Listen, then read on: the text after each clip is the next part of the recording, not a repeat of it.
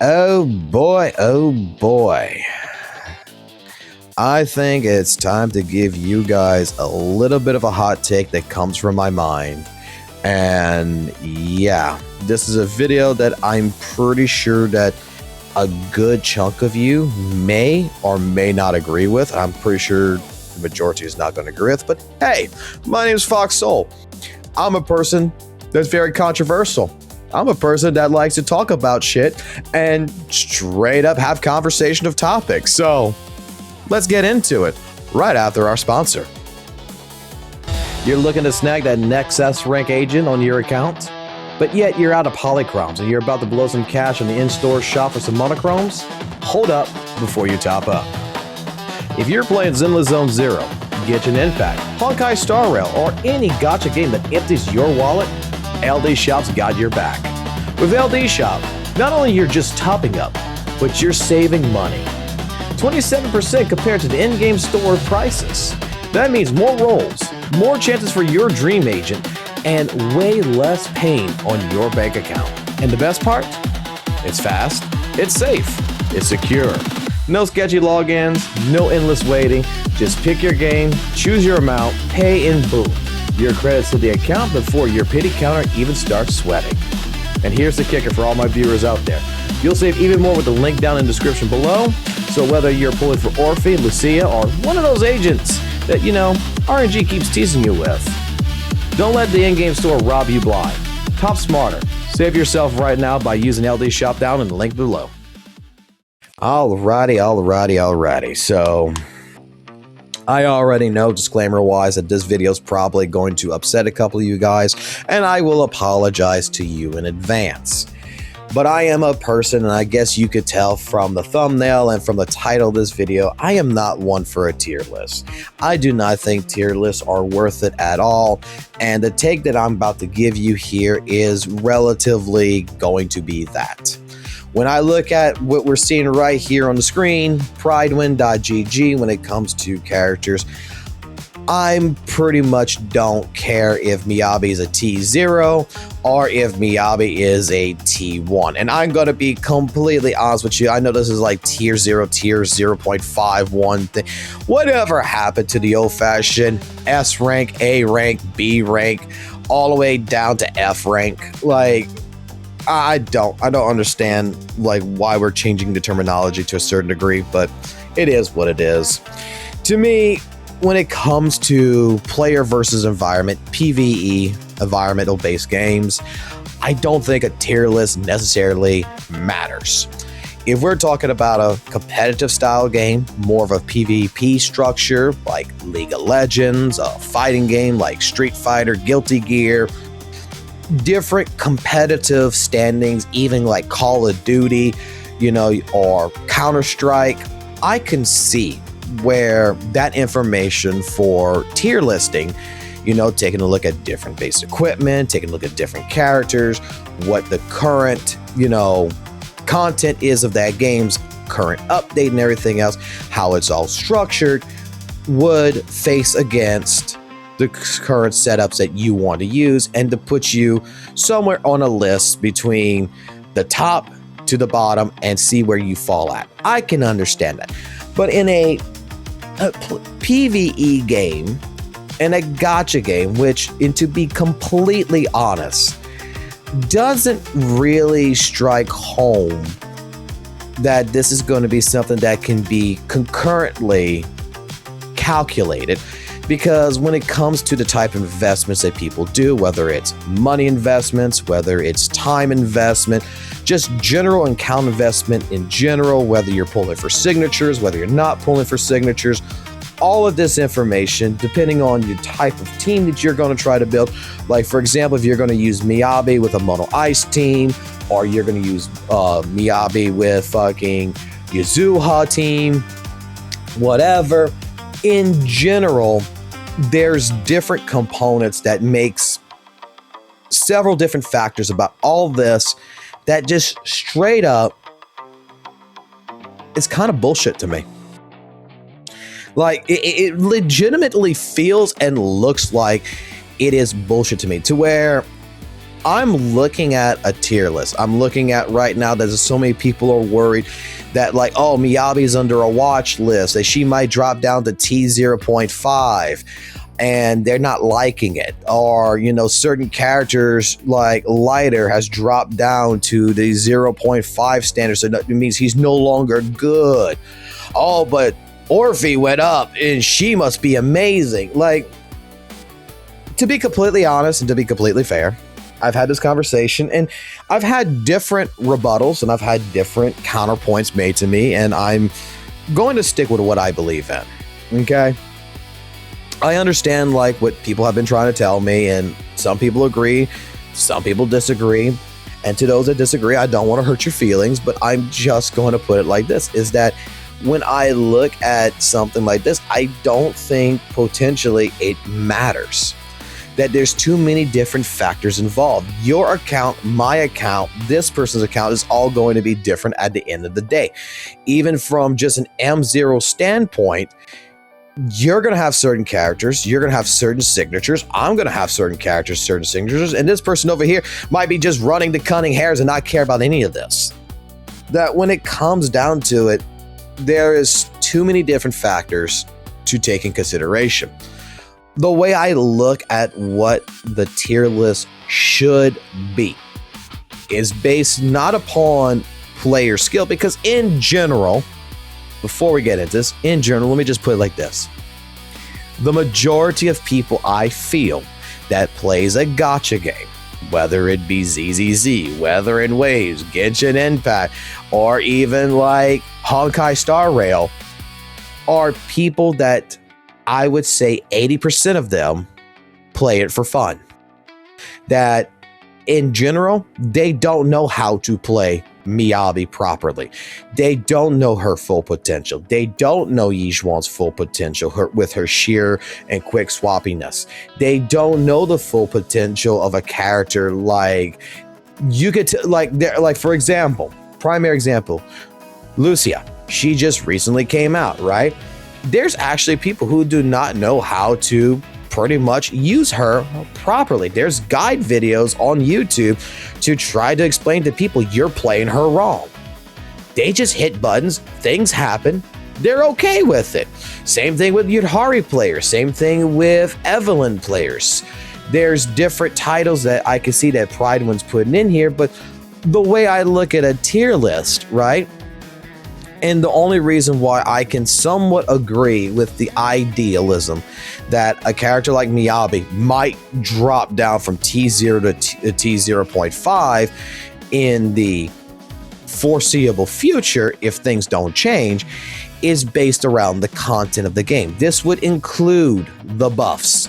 This would include the boss of Deadly Assault. This would include the bosses of Shiyu Defense. It includes just in general what the content is providing. So, reason why I say this, and I'll use Miyabi as an example.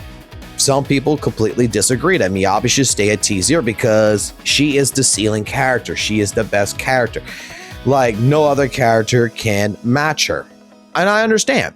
Depending on your level as a player with Miyabi, there's an answer. I don't think that Miyabi can't beat anything, right? I think that like with new bosses, the Miasma Priest, the Miasma Fiend, the Defiler, the Wandering Hunter, doesn't matter. That in general, you can put together a team, disk drives, certain builds, do a different playstyle, and you can find an answer. And with Miyabi, you can clear the content, get your 20k or higher, and be done with it. I completely understand this. Based upon a player's experience, based on a player's time investment, their account investment in general, all this comes together to pretty much determine how they are. But when I look at a tier list, and I'm going to put it like this. Now, this is where one player in particular is going to play Miyabi to the highest degree, you know, and you're going to have a player who's going to play Miyabi to the most decent degree. in general, they're going to face the boss, a certain boss like the Defiler, in two separate ways, and they're going to have two different feelings. To me, what the tier list should be based upon, and the way I see a tier list like this, is based on the current content. Is the question mark going to be for older bosses? When it came to Bringer, when it came to UCC, when it came to Pompey, when it came to Butcher, was the content of that boss in particular, the content at that time, favorable for Miyabi? The quick answer to this is yes, definitely was. You're able to freeze. You got Frostfire. Your Mono Ice team was working very well over time, something that I do believe was never truly intended the way to be used the way it was, and I feel like was more of a glitch that was an unattended mechanic, and the reason why we got new bosses that are not freezable, to me, makes sense. But still, back in that type of content with the buffs and everything else, everything just seemed completely favorable for Miyabi. And with recent changes since 2.0, you have Miasma Priest, Ice Resistant, Anomaly Buildup Resistance with these bosses. And in particular, there's a little bit of a struggle factor for Miyabi to clear it. Doesn't mean she can't, just that there is a little bit of a struggle, and basically showing that the content's not favorable to her, as it would be for Yizhuan. When it comes to the Defiler, same thing. You have a boss that, you know what, Miyabi could clear it, no doubt about it, but is it generally favorable for her? No, it's not. But it is favorable for someone like Yizhuan. And when you get into something like the Wandering Hunter recently, is it a favorable matchup to Miyabi? To me, that fight in particular is more favorable of a matchup for Miyabi than the Defiler. The Miasma Fiend is more favorable of a matchup than Defiler or Miasma Priest. And when I look at a watch list like this, I'm looking at it to say, well, what they're taking into consideration, I would hope that this is what they're taking into consideration, is you're taking a look at the buffs. You're taking a look at the content that's being produced. And you're saying then, compared to what it used to be for Miyabi, Miyabi's having pretty much to actually work for her kill than it just being handed to her. Meaning that in general, the content is not favoring her right now. So pretty much before, she was winning 10 out of 10 of her matches with relative ease. Right now, she's winning maybe 7 or 8 out of 10 of her matches with ease. And the other two or three here is something to where she's coming against a board, or coming against a wall that she has to overcome, that she has to change different things about her build, that she has to change her team members, and that it's not coming with relative ease like it used to be. And that is where I feel like in a PvE game, that's what we have to, me personally, where I have to look at what a tier list is trying to describe, or what I would describe a tier list for. I would take a look at what the content is trying to pretty much tell me, and pretty much look at it and say, okay, well, what's a favorable matchup for this? Is Soldier Zero Envy a favorable matchup for something like the Defiler? Yes. Is Evelyn a favorable matchup to the Wandering Hunter? Yes. Is Jane Doe or Hugo or Ellen Joe favorable in some of these matchups? Not particular. But I can tell you that even in a situation with an M0 Hugo, I beat my head for 4 days against a Defiler, if you guys remember this, and I was able to clear 20k points. It wasn't easy. It wasn't as easy as like the Butcher. It wasn't easy as like the Miasma Fiend. It wasn't easy with certain bosses. The Defiler was one that really tested my strength and that tested my build quality, to where pretty much I had to do a lot of different things. I had to put Trigger on the team. I had to put Lighter on the team. I had to change the build on Hugo to having 3 attack discs and brute force my way through it, but he was able to manage to clear it. It took 4 days of figuring out what sauce to put together to make it work. But it was not a favorable matchup for someone like Hugo. So I think the way I want to best explain this is when I look at a tier list like this, at the same point in time, you know, there's going to be characters. Yi Zhuan is a character that I could tell you is really good. Miyabi is a character that's really good. These are characters that I would recommend for someone to pull. I would recommend someone to pull for an Evelyn. I would recommend someone to pull for a Yuzuha, or even, you know, a Lucia. I would still, like, even though he got dropped down, I still recommend someone pulling for Lighter, because Lighter really does work very well.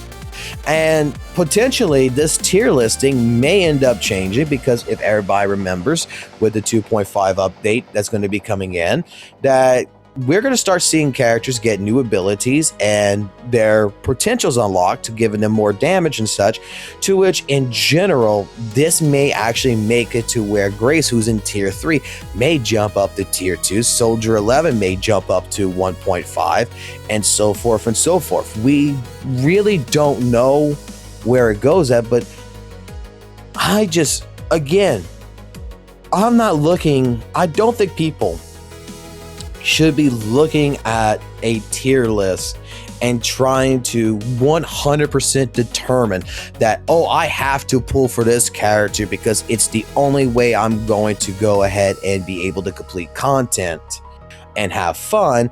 I think that you should take a look at the characters, and you should take a look with your own judgment and see what you like to play, what you feel is good, and enjoy it.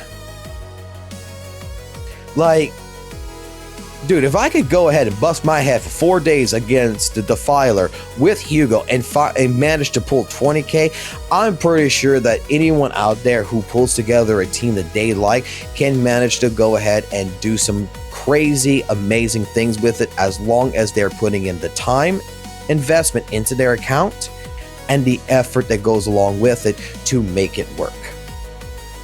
And that a tier list like this is not going to be able to fully determine what you should be or should not be doing, because, dare I say, I have Miyabi. I have her signature. I have her as an M1. And I still don't really play her because, in all honesty, I don't particularly like her as much as I like a character like Yi Zhuan, as much as I'm really, really loving Yadhari's gameplay right now. Like, I think that when it comes to it, it's the same way that we used to say this in the fighting game. Fuck the meta. Fuck the tier lists. Play what you like to play, because that is where you're going to find the most fun. And that's where you're going to be able to learn the most. So if you're a person that really likes Monato, you're a person who really likes Jane Doe, you're a person who really, really likes, you know, Evelyn, heck, you might be a person who really likes Grace, that it's perfectly fine, it's perfectly a-okay. Play them. Enjoy them. I mean, if I could see that there is a person who is in my Discord, Musical Skull, who plays an M0 to an M3, depending on the account that he's using, of a Caesar as a DPS, as a DPS unit with Nicole and Astra, and able to clear the end game with that character, with the investment that he has made, I am pretty sure that someone out there who is using Piper, who is using Soldier 11, and who is putting the effort into Grace can see same results as someone making Caesar into a DPS. I'm just saying. Tier list, to me, is utter bullshit. What is your thoughts down below in the comment section? Let me know. Hey, disagree with me? You know what? This is a hot take. I understand if a lot of people will disagree with me on this, but I'd like to hear it. Maybe there's something I am missing. Come into the live streams when we're doing a live stream and let me see for myself, from your point of view, why I'm so wrong, and we can have that conversation. But until next time, keep it classy, keep it jazzy, always keep it real, and I'll catch you on the flip side. Peace.